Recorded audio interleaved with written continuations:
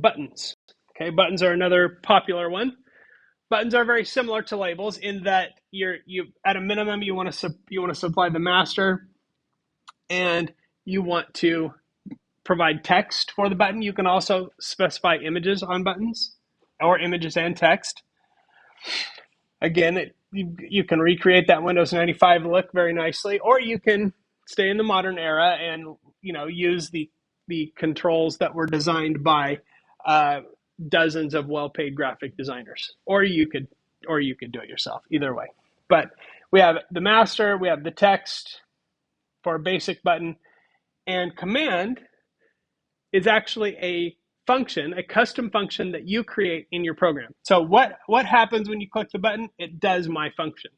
Notice there's no parentheses here. So there's no arguments given to this function. So if you need to have a function that takes arguments, what you will have to do is create what's called a wrapper function, which is something we're going to get into in the next part of the class.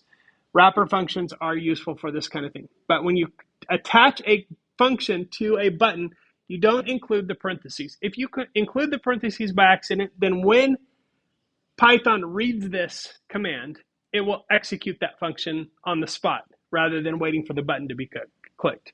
So if you want it to execute when the button is clicked, leave the parentheses off. Okay, so button looks like this. My button. Okay, and I'll put it in my frame, and then we need to grid that button. And I'm just going to go on vertical rows here.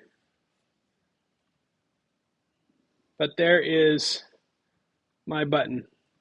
Now, I didn't assign any sort of anything to it, but that is what a button looks like.